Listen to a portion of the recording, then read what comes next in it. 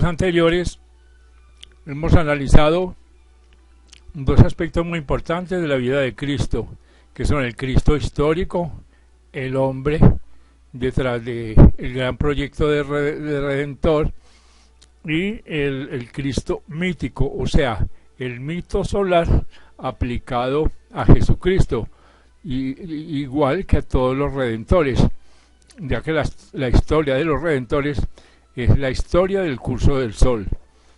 Pero en este video nos vamos a concentrar hablando sobre el Cristo místico. Para el efecto vamos a seguir ateniéndonos a un libro de la filósofa inglesa Anna Besant llamado Cristianismo Esotérico. La señora Besant fue directora de la Sociedad Teosófica durante muchos años, escribió muchísimos libros, y dicha sociedad, o sea, la Sociedad Teosófica, fue fundada, como ya hemos dicho muchas veces, por la señora Elena Blavatsky. Ella es experta en religiones orientales, experta en religiones comparadas, experta en símbolos, escribió muchísimos libros, el principal de los cuales es La Doctrina Secreta, donde ella da las claves para decodificar los libros sagrados y no sagrados que están encriptados, que son simbólicos. Esas claves son muchísimas, principalmente ella trajo a Occidente la clave cosmológica, la clave antropológica, la clave numerológica, la clave fisiológica, la clave astrológica, etcétera, etcétera. Pero volviendo a nuestro objetivo, veamos lo que dice la ya citada autora Anna Besant en su capítulo 5 del libro Cristianismo Esotérico, que se llama El Cristo Místico. Dice así: ya nos acercamos a ese aspecto más profundo de la historia de Cristo que le da su más positiva influencia sobre los humanos corazones. Ya nos acercamos a esa vida eterna que brota del manantial invisible y cuya espléndida corriente de tal modo envuelve a su representante, le deslumbra a los mortales y los agolpa en torno suyo, antes listos a repeler aún los mismos hechos históricos que a rechazar una verdad que como esencia de la vida superior intuitivamente reconocen. Nos acercamos pues al sagrado recinto de los misterios, donde levantaremos una punta del velo que oculta el santuario. Hemos visto que retrocediendo a la antigüedad, cuán lejos es posible, sin que encontramos reconocida en todas partes la existencia de una enseñanza oculta, de una doctrina secreta transmitida por los maestros de sabiduría en condiciones rigurosas y ceñidas a candidatos aprobados. Eran estos candidatos iniciados en los misterios, entre comillas, nombres que la antigüedad comprendía, según hemos visto, lo más espiritual de la religión, lo más profundo de la filosofía, lo más valioso de la ciencia. Por estos misterios pasaban todos los grandes instructores de los tiempos antiguos, entre los cuales eran los grandes los hierofantes. Los que se dieron a la luz del mundo para hablar del universo invisible, atravesaron antes el portal de la iniciación y aprendieron allí el secreto de los santos seres de sus propios labios. Todos ellos vinieron acompañados de la misma historia, de la cual son versiones los mitos solares, idénticos en sus rasgos esenciales, pero distintos solo en el color local. Así que esta historia es en su origen la del descenso del logos a la materia, y el dios sol es su símbolo propio, puesto que el sol es su cuerpo, por lo que con frecuencia se le señala como, en comillas, aquel que mora en el sol. Bajo cierto aspecto, el Cristo de los misterios es el logos que desciende a la materia, siendo el gran mito del sol la enseñanza popular de esta verdad sublime. Como en los casos anteriores, el divino maestro que trajo la antigua sabiduría y la publicó de nuevo en el mundo fue considerado como una manifestación especial del logo, un avatar, y así fueron sucesivamente aplicadas al Jesús de las iglesias las narraciones pertenecientes a este gran ser. De este modo vino a quedar identificado en el lenguaje cristiano con la segunda persona de la Santísima Trinidad, Padre, Hijo y Espíritu Santo. Así pues, el Logos o la palabra de Dios y los acontecimientos salientes referidos en el mito del Dios Sol venían a ser los acontecimientos salientes de la vida de Jesús, considerado como la divinidad encarnada, el Cristo mítico. Y así como en el macrocosmos, o sea, en el cosmos, el Cristo de los misterios representa el Logos, o segunda persona de la Trinidad, Así también en el microcosmos, o sea, en el individuo humano, representa el segundo aspecto del Espíritu Divino en el hombre, por donde en este se le llame, entre paréntesis, el Cristo. Así que el segundo aspecto del Cristo de los misterios es pues la vida del iniciado, la vida en que se entra a la gran iniciación primera. Durante ella el Cristo nace en el hombre, más tarde se desarrolla en él. Para comprender esto mejor se hace preciso examinar las condiciones que el candidato a la iniciación se ponen y a estudiar además la naturaleza del espíritu del hombre. Y continuó la señora Vicen, solo aquellos podían considerarse candidatos a la iniciación que fuesen ya buenos, según entiende la bondad de los hombres, conforme a la medida estricta de la ley, puros, santos, sin marcha, libres de pecado, su vida sin transgresiones. Eran frases empleadas para señalarlos y debían también ser inteligentes, tener buen desarrollo, bien desarrollado el entendimiento y ser bien educados. Así que la evolución realizada en este mundo, una vida tras otra, por el desarrollo y amaestramiento de los poderes mentales, de las emociones y el sentido moral, por las enseñanzas adquiridas de las religiones esotéricas, por el cumplimiento de los deberes y por el esfuerzo hecho para ayudar y elevar a los demás, cosa esta pertenencia a la vida ordinaria del hombre que está en curso en desenvolverse. Cuando todo esto se ha logrado, el hombre se ha hecho, entre comillas, un hombre bueno, el Cristo de los griegos, y todo esto se ha de alcanzar antes de que pueda ser el Cristo, el ungido. Después de que ha llegado al colmo de la vida buena exotérica, está a punto de ser candidato a la esotérica, y entonces comienza a prepararse para la iniciación mediante el cumplimiento de determinadas condiciones. Estas condiciones señalan los términos de los atributos que debe adquirir y por tanto trabaja para darles vida. Va ablandando pues el sendero probatorio, que así suele llamarse el sendero que conduce a la puerta estrecha, más allá de la cual está el camino angosto o sendero de santidad, que es el camino de la cruz. No es indispensable que llegue a la perfección del desarrollo de estos atributos, pero sí que haya hecho ciertos progresos en todos ellos para que el Cristo pueda nacer en él. Tiene que preparar una morada pura para que el divino niño que en él ha de desarrollarse. De estos atributos mentales y morales, todos es el primero el discernimiento. ¿Qué significa? Esto significa que el aspirante debe poner por obra el apartar de su mente lo eterno de lo temporal, lo real de lo ilusorio, lo verdadero de lo falso, lo celestial de lo terreno. Entre comillas, las cosas que se ven son temporales, dice el apóstol, mas las cosas que no se ven son eternas. Viven los hombres constantemente sometidos al espejismo de lo que se ve, lo cual os ciega para lo que no se ve.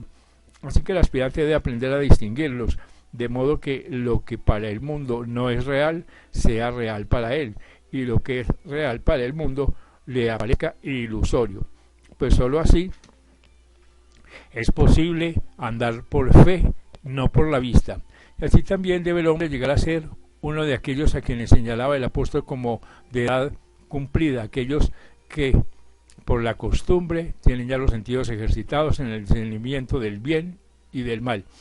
Seguidamente de este sentido de la falta de realidad ha de producir en él disgusto por lo ilusorio y pasajero, meras cortezas de la vida, impropias para satisfacer el hombre, a no ser que el hambre de los cerdos, esta etapa del se haya enérgicamente presentada por Jesús con su lenguaje enfático, encaminado a impresionar vivamente el ánimo del auditorio con estas palabras, comillas: si alguno viene a mí y no aborrece a su padre y madre, mujer e hijos, y hermanos y hermanas, y aún también su vida, no puede ser mi discípulo.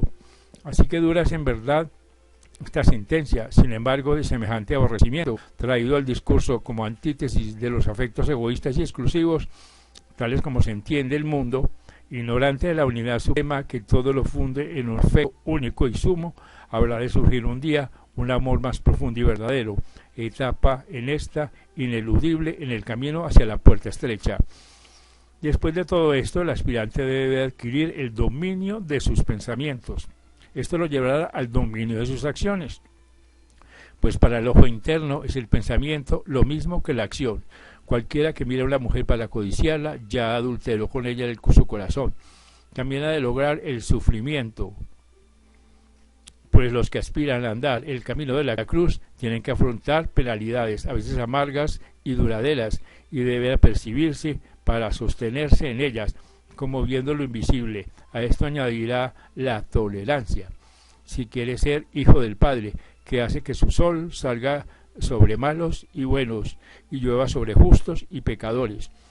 Y luego se agrega también la humildad, cuando se recomienda a sus apóstoles que no prohibiesen hacer uso de su nombre a uno que no les seguía junto con ellos. Además debe adquirir la fe, para lo cual no hay nada imposible, y el equilibrio descrito por el apóstol. Finalmente debe solo buscar, comillas, las cosas de arriba y aspirar con ansia la bienaventuranza de la visión de Dios y de su unión con Él.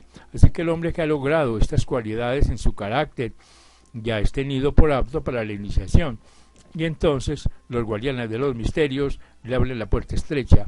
Así y sólo así logrará ser el candidato dispuesto. Ahora bien, el espíritu que en el hombre mora es don de la suprema deidad, que en sí contiene los tres aspectos de la vida divina: inteligencia, amor y voluntad, por ser imagen de Dios. Así que a medida que evoluciona, desarrolla en primer lugar la inteligencia, eso es, desarrolla el intelecto, lo cual se verifica en la vida ordinaria del mundo. Realizado esto con alto grado y unido al desarrollo moral, se eleva el hombre a la condición de candidato. El segundo aspecto del espíritu es amor, y su evolución es la evolución del Cristo. Este desarrollo se obtiene en los misterios verdaderos. La vida del discípulo constituye el drama de los misterios, y las grandes iniciaciones señalan sus diversos actos. Así que para demostrar los misterios en el plano físico, se acostumbraba a representarlos de un modo dramático, ajustándose las ceremonias bajo muchos respectos al modelo siempre seguido en la montaña, entre comillas, como sombras de las grandiosas realidades del mundo espiritual, única cosa perceptible en tiempos ya muy degenerados. Es pues doble el concepto del Cristo místico. El Logos, la segunda persona de la Trinidad en su descenso a la materia, y el amor, o el segundo aspecto del Espíritu Divino, desarrollándose en el hombre. Uno representa procesos que han tenido lugar en el pasado, es la raíz del mito solar. El otro representa un proceso que se realiza en el individuo, la etapa final de su evolución humana. Es el origen de muchos de los pormenores del mito. Ambos contribuyeron a las narraciones evangélicas y juntos constituyen la imagen del, entre comillas, Cristo místico. Pero consideremos primero al Cristo cósmico, la divinidad envuelta en materia, o sea, la encarnación del Logos, el Dios hecho carne. Cuando la materia que había que formar nuestro sistema solar fue separada del océano infinito de materia que llena el espacio, la tercera persona de la Trinidad, el Espíritu Santo, vertió su vida en ella para animarla y en su consecuencia hacerla apta para ser moldeada.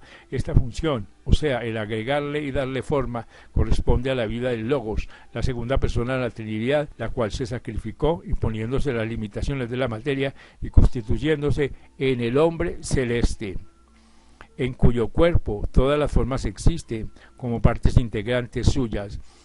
Esta era la historia cósmica mostrada en los misterios a modo de drama. Se extienden los verdaderos misterios, donde se representa conforme ocurrió en el espacio, pues en los misterios del plano físico se representa por medios mágicos o de otra especie y a veces con la intervención de actores. Así que estos procesos escritos están expuestos con gran claridad en la Biblia. Cuando, en comillas, el Espíritu de Dios era llevado sobre las aguas, las tinieblas reinaban sobre la faz del abismo. Comillas, el gran abismo de materia no exhibía forma alguna, estaba vacío, era el principio. La forma le dio el Logos, el verbo del cual está escrito: todas las cosas por él fueron hechas, y sin él nada de lo que se ha hecho fue hecho. Esto es dicho por el autor W. Leadbetter, que lo ha expresado bien, comillas, el resultado de esta gran emanación. Primera, el movimiento del espíritu es el despertamiento de esa admirable y gloriosa verdad que compenetra toda la materia y electriza sus átomos en los diversos planos, los cuales, por más inertes que aparezcan a nuestra turbia mirada física, desarrollan en su virtud toda suerte de atracciones y repulsiones, antes latentes, y entran en combinaciones de todo género. Solo cuando esta obra del Espíritu se hubo terminado, pudo el Logos, el cósmico Cristo místico, revestirse de materia, entrando en el que es a la verdad el vientre de la Virgen, la matriz de la materia, virgen todavía improductiva. Así que esta materia había sido vivificada por el Espíritu Santo, el cual, cobijando a la Virgen, vertió en ella su vida, disponiéndola así para recibir la vida del segundo Logos, que tomó esta materia por vehículos de energías. Esta es la encarnación del Cristo, su hacerse carne.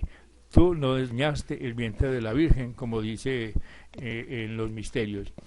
En las versiones latinas e inglesas del texto original griego del credo de Nicea, han sido combinadas las proposiciones de la frase que describe este aspecto del descenso, con lo cual se ha cambiado también su sentido. El original dice: y fue encarnado del Espíritu Santo y de la Virgen María. Más la traducción dice: y fue encarnado por el Espíritu Santo de la Virgen María. Así que Cristo tomó forma no de la materia virgen solamente, sino de la materia ya impregnada y palpitante con la vida del tercer Logos, de modo que entre ambas, vida y materia, le envuelven como una vestidura. Este es el descenso del Logos a la materia, descrito como el nacimiento del Cristo de una Virgen.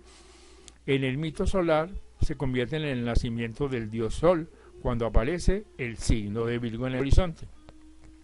Así que comienzan luego los esposos de la obra del Logos en la materia, simbolizados con propiedad en la infancia de que habla el mito. Sus majestuosos poderes se someten a todas las debilidades de la infancia, manifestándose muy poco a través de las tiernas formas que anima. Así que la materia aprisiona y aún parece amenazar de muerte a su rey niño, cuya gloria está velada por las limitaciones que se impuestan. Mas él la moldea lentamente en prosecución de altos fines y la eleva a la virilidad, y se tiende entonces sobre ella en cruz para verter desde allí todos los poderes de su entregada vida. Este es el Logos de quien dijo Platón que estaba en forma de cruz sobre el universo. Este es el hombre celeste, fijo en el espacio, los brazos extendidos en la actitud de echar bendiciones. Esto es el Cristo crucificado, cuya muerte sobre la cruz de la materia la llena toda con su vida. Muerto al parecer realmente y sepultado, mas se levanta de nuevo, revestido de la materia misma en que pareció sucumbir, y eleva al cielo su ya resplandeciente cuerpo, y allí recibe la fluente vida del Padre y se constituye en vehículo de la vida inmortal del hombre, cuya alma el Logos envuelve a su propia vida, haciendo la cesión de ella para que pueda existir a través de las edades y desarrollarse y crecer hasta lograr su estatura. En verdad, de él estamos revestidos, primero de un modo material y después espiritualmente. Él se sacrificó para llevar muchos hijos a la gloria, y con nosotros está siempre hasta la consumación de los siglos. Así pues, la crucifixión de Cristo es parte del gran sacrificio cósmico y la representación alegórica de él en los misterios físicos, y el sacro símbolo del hombre crucificado en el espacio fueron materializados en una muerte real por crucifixión y en un crucifijo con una forma humana moribunda. Después, esta historia, convertida ya en la historia de un hombre, fue aplicada al divino Maestro Jesús, viniendo a ser la historia de su muerte física, así como el nacimiento de una virgen, la infancia rodeada de peligros, la resurrección y la ascensión vinieron también a ser incidentes de su vida humana.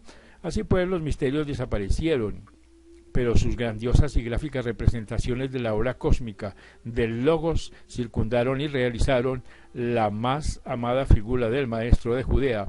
Así, el Cristo cósmico de los misterios, con el perfil del Jesús histórico, llegó a constituirse la figura central de la Iglesia cristiana. Pero esto no fue todo.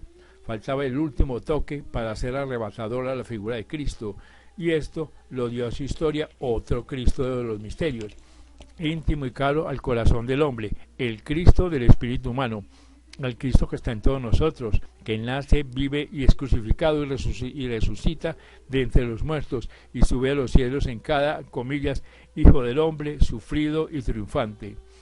Así pues, la biografía contenida en los evangelios es la relación de la vida de todos los iniciados en los verdaderos misterios, en los misterios celestes, consignada en sus rasgos más prominentes.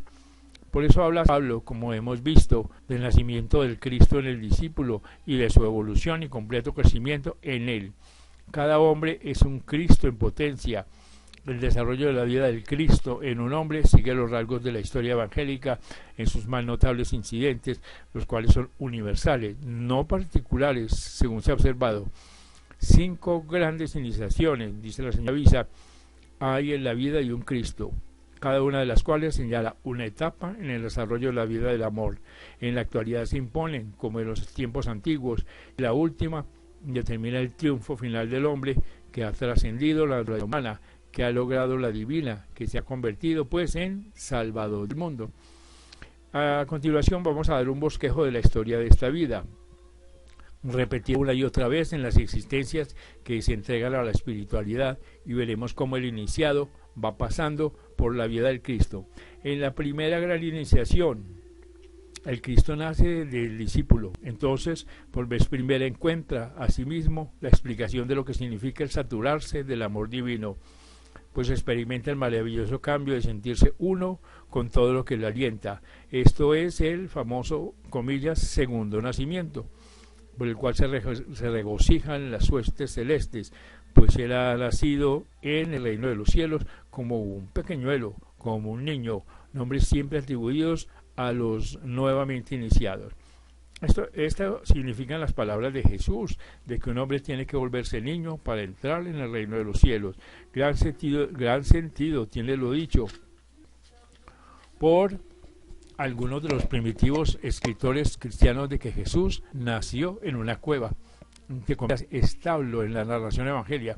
Así que la cueva de la iniciación, entre comillas, es una frase antigua, muy conocida, y el iniciado nace siempre en ella, sobre esta cueva donde está el tierno niño, comillas, donde brilla, comillas, estrella de la iniciación.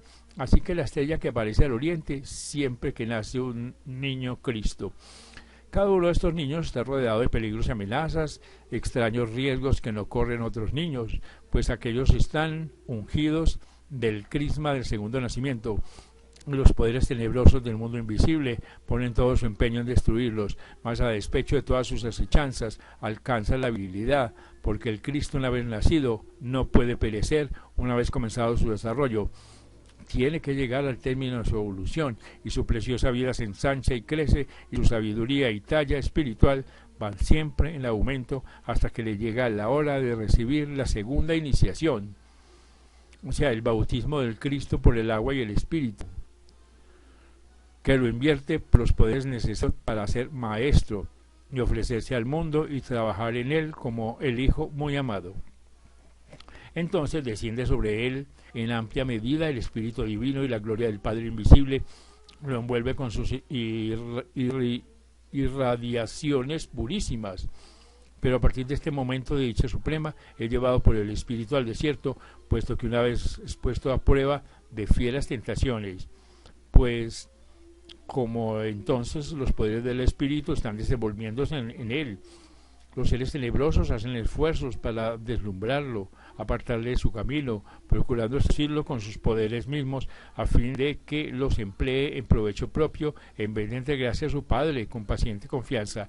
En las rápidas y súbditas transiciones que en la prueba su fortaleza y su fe, el tentador encarnado murmura en sus oídos, tan pronto como ha sonado la voz del Padre. Las ardientes arenas del desierto abrazan sus pies, poco después de bañados en las frescas aguas del santo río.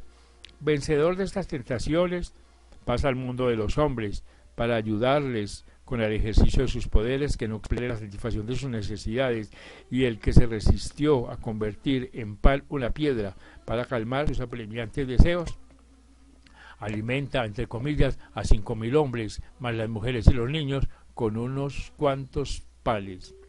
Así que en su vida de sacrificio incesante goza de otro breve periodo de gloria, sube a una alta montaña apartada, entre comillas, la sagrada montaña de la iniciación, y allí se transfigura, se reúne con algunos de los grandes predecesores, los santos poderosos de los antiguos tiempos que anduvieron los caminos que Él está andando. De este modo pasa por la tercera gran iniciación. Entonces se le aparece la sola de la pasión cercana, a pesar de la cual, rechazando las palabras tentadoras de uno de sus discípulos, se dirige con firmeza a Jerusalén, donde le aguarda el bautismo del Espíritu Santo y del fuego. Después del nacimiento, la persecución de Herodes; después del bautismo, la tentación en el desierto; después de la transfiguración, la sombra del último trance en el camino de la cruz. Así que las pruebas siguen a los triunfos hasta que se alcanza la meta. Y según está creciendo la vida de amor, más completa y perfecta cada día y cada vez con mayor notoriedad, sigue el Hijo del Hombre apareciendo como el Hijo de Dios, hasta que, acercándose al momento de la lucha final, la cuarta gran iniciación lo lleva en triunfo a Jerusalén, a la vista de Getsemaní y del Calvario. En esta hora es el Cristo dispuesto a ser ofrecido, pronto para el sacrificio de la cruz. Tiene que afrontar entonces la amarga agonía del jardín, cuando hasta sus elegidos duermen, mientras él, en la sombra de su mortal angustia, ruega por un momento que la copa sea apartada de sus labios, pero al fin triunfa su voluntad poderosa y, extendiendo su brazo, coge la copa y la apura, en tanto que un ángel se le aparece en su soledad y le fortifica, como hacen los ángeles siempre que ven un hijo del hombre abrumado bajo el peso de su agonía. Al salir de allí, otras bebidas amargas se le ofrecen: la traición, la negación, el abandono, y solo entre enemigos que le encarnecen entra en la prueba extrema, atormentado por el dolor físico, herido por la espina cruel de la duda, despojado de sus hermosas vestiduras de pureza del lobo, entregado en manos enemigas y abandonado del parecer de Dios y los hombres. Sufre con paciencia cuanto le sucede, esperando con ansia alguna ayuda en el último trance. Así que después todavía al sufrimiento, crucificado para morir a la vida de la forma, para desprenderse de toda la vida que al mundo inferior corresponde, rodeado de enemigos triunfantes que se burlan de él, se ve envuelto por el último horror del negro abismo, y allí en la oscuridad se encuentra enfrente de todas las fuerzas del mal. Su visión interna ha cegado, se siente solo, completamente solo, hasta el punto que su corazón valiente, sumido en la desesperación, grita a su Padre, de cuyo amparo se considera privado, y su alma humana, en absoluto aislamiento, experimenta la terrible agonía de la aparente derrota. Sin embargo, reuniendo toda la fuerza del invisible espíritu, se desprende de la vida inferior, cuya muerte acepta voluntariamente, y abandonando el cuerpo de deseo, el iniciado, entre comillas, desciende a los infiernos, para no dejar sin recorrer región alguna del universo donde pueda prestarse, porque no hay nadie tan proscrito que no pueda alcanzar su amor, todo lo abarca. Y luego, surgido de las tinieblas, se ve la luz una vez más, se siente de nuevo el Hijo inseparable de su Padre, se eleva a la vida que no tiene fin, radiante con la conciencia de haber afrontado y vencido a la muerte, poderoso para auxiliar en todo extremo a cualquier hijo del hombre, para derramar su vida en toda alma tribulada. Así que permanece algún tiempo entre sus discípulos para instruirlos, revelándoles los misterios de los mundos espirituales y preparándoles además para hollar el sendero que él ha seguido, y agotada su vida terrestre, sube al Padre en la quinta gran iniciación y se convierte así en maestro triunfante, el lazo entre Dios y el hombre. Y termina la señora Bistan diciendo: tal es la historia realizada en los verdaderos misterios de los tiempos antiguos y modernos, y representada dramáticamente por medio de los símbolos en los misterios del plano físico, mitad velados, mitad manifestados. Tal es el Cristo de los misterios en su doble aspecto cósmico e individual, logos y hombre. Es pues de maravillar que esta historia, vagamente sentida por el místico, aun cuando la ignore, se haya enredado en el corazón y haya servido de inspiradora a toda vida doble. El Cristo del corazón es, para la mayor parte, Jesús, considerado como el Cristo místico, humano, luchando, sufriendo, muriendo y al fin triunfando. Así es que es el hombre en que la humanidad se ve crucificada y vuelta a la vida, cuyo triunfo es promesa de victoria para todo aquel que, como él, sea leal en la muerte y aún más allá. Así que Cristo que jamás será olvidado mientras nazca una y otra vez los hombres y el mundo necesiten salvadores y los salvadores se entreguen por el mundo. Esta es pues un breve resumen del significado de la vida mística de Jesucristo.